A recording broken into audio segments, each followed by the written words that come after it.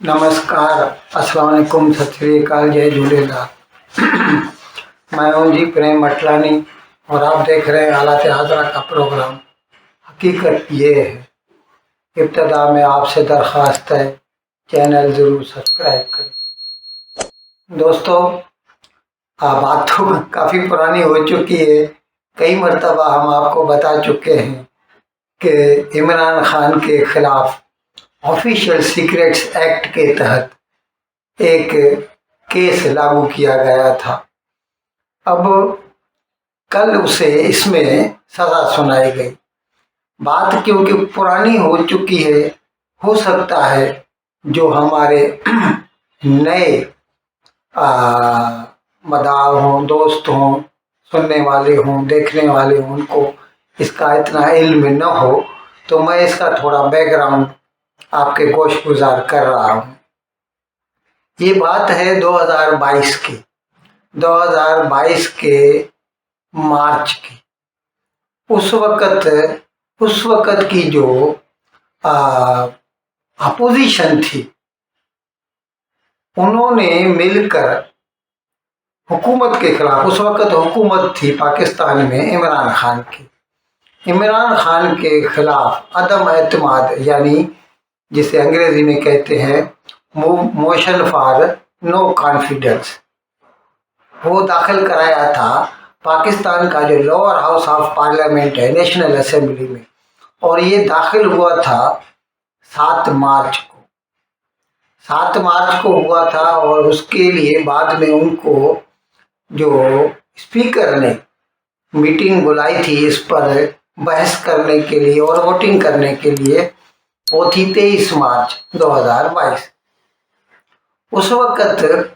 उसके एक दिन बाद इत्तेफाक से 8 तारीख को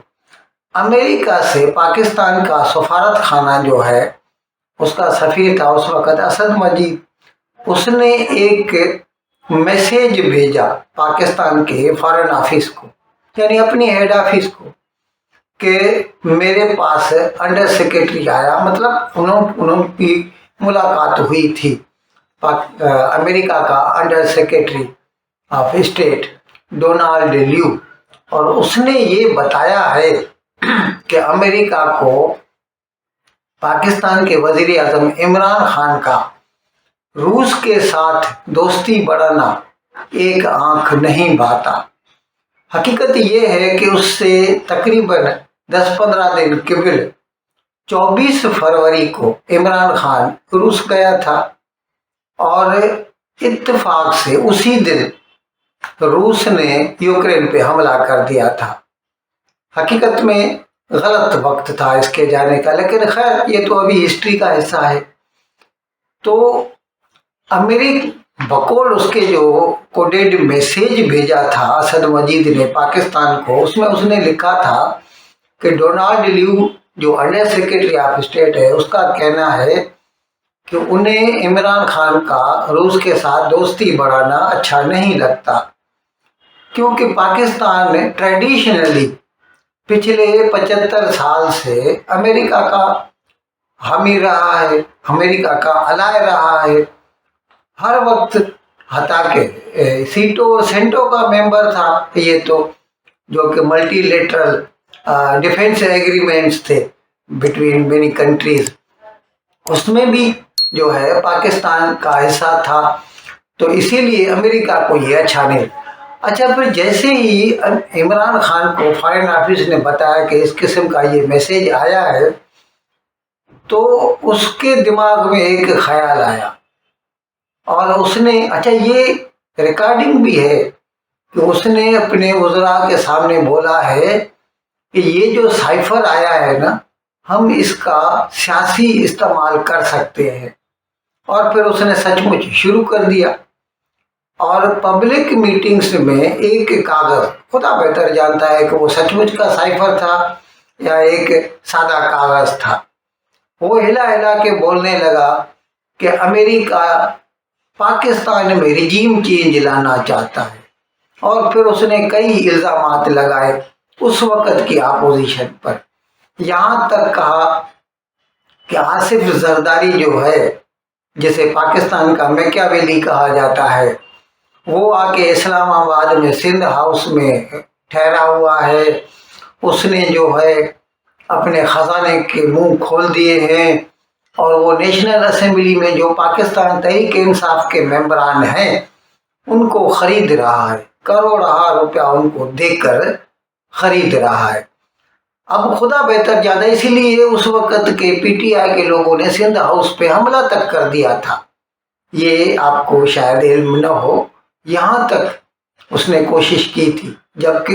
اس وقت تک عمران خان کی اپنی سرکار۔ خیر، بعد میں جب 23 تاریخ کو یہ میٹنگ ہوئی نیشنل اسمبلی کی، تو پہلے تو اس نے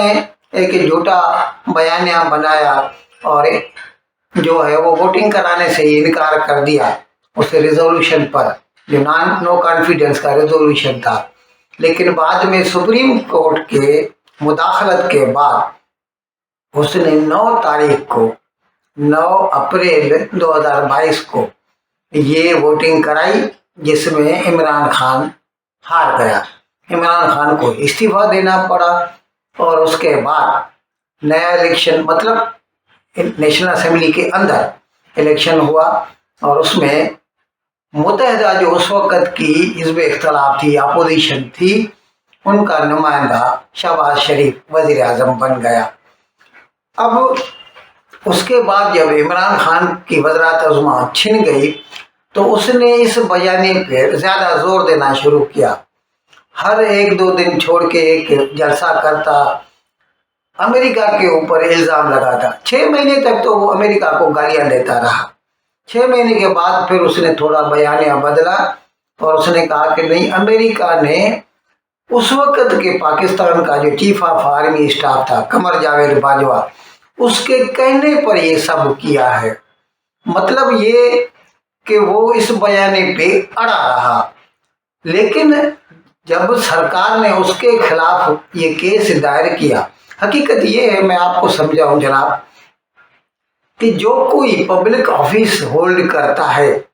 منسٹر ہو، ججز ہوں، بڑے ہائی کورٹ وغیرہ کے، ان کو ایک حلف لینا پڑتا ہے، اور اس میں انہیں یہ کہنا پڑتا ہے کہ وہ جو بھی سرکاری دستاویزات ان کی نظر سے گزریں گے وہ ان کی سیکریسی بحال رکھیں گے، اس کو لوگوں کے سامنے بیان نہیں کریں گے۔ لیکن اس کی عمران خان نے کھلم کھلا خلاف ورزی کی تھی، اور اس وقت کیبنٹ کی جو میٹنگ بلوائی تھی اس میں بھی اس نے اعظم خان جو اس کا پرنسپل سیکریٹری تھا اس وقت، اس سے وہ سائفر لے لیا تھا کہ مجھے دے دو، میں اس کو اپنے پاس رکھوں گا۔ بعد میں جب اعظم خان نے اس سے یہ سائفر واپس مانگا تو اس نے کہا کہیں کھو گیا ہے۔ کل بھی جب انڈر 342 عمران خان کا بیان لیا گیا، اسپیشل جج ہے، ان کا نام ہے عبدالحسنت ذوالقرنین، انہوں نے جب اس سے یہ پوچھا کہ بھائی وہ ابھی سائفر ہے کدھر، تو کہنے لگا مجھے نہیں معلوم، ہو سکتا ہے پی ایم ہو، یعنی جو وزیر اعظم کا آفس ہو، اس میں ہو سکتا ہے، لیکن حتمی وہ کوئی جواب نہیں دے سکا۔ خیر، ہم عرض کر رہے تھے کہ یہ کیس چلتا رہا، اور ابھی کچھ دنوں سے لگاتار اس کی ہیئرنگز ہونی رہی۔ اب آج کل اس کی جو ہیئرنگ ہوتی ہے وہ راولپنڈی کے اڈیالہ جیل میں ہوتی ہے، کیونکہ عمران خان کو پہلے ہی توشہ خانہ کیس میں سزا ہو چکی ہے اور وہ جیل میں ہے، اور سیکیورٹی ریزنز کی وجہ سے اسے کھلی عدالت پہ نہیں لے جایا جاتا، اسی لیے عدالت کورٹ جیل کے اندر لگائی جاتی ہے۔ پھر کل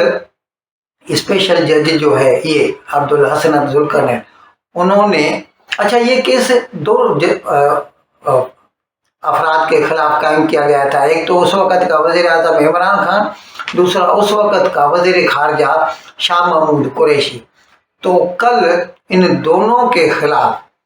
اسپیشل جج نے سزا سنا دی، اور ان کو ہر ایک کو 10 سال قید کی سزا سنائی گئی۔ حقیقت یہ ہے جناب، اب کیا کہیں، भले पाकिस्तान वाले मुझसे इत्तेफाक न करें, लेकिन ये पाकिस्तान की 77 साल की हिस्ट्री गवाह है इसकी कि पाकिस्तान में अदालतें जो है ना वो हमेशा सरकार का साथ देती आई है। अब इस वक्त जो सरकार, यानी यूं हकीकत कह दीजिए कि सरकार तो चीफ ऑफ आर्मी स्टाफ की होती है, भले सामने अनवर उल हक हो, इमरान खान हो, ए हो, बी हो, सी हो, कोई भी हो। इस वक्त का जो आर्मी चीफ है आसिम मुनीर, वो इमरान खान के खिलाफ है और वो किसी भी सूरत में उसको वापस आने नहीं देगा, कम से कम जब तक वो खुद है। यानी वो जाहिर है 22 में आया है तो 25 तक तो चलेगा ही, 3 साल का दौर होता है। तो हमें नहीं लगता, पहले की भी हिस्ट्री यही बताती है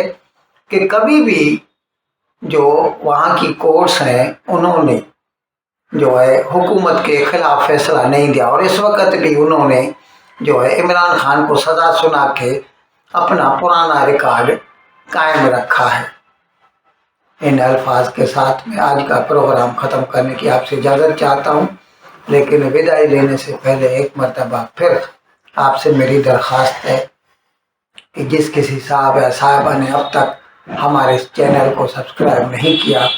अदराए करम इसको जल्द से जल्द सब्सक्राइब करें, प्रोग्राम को लाइक करें, शेयर करें और घंटी का बटन दबाना ना भूलें। बहुत बहुत शुक्रिया। खुदा हाफिज़।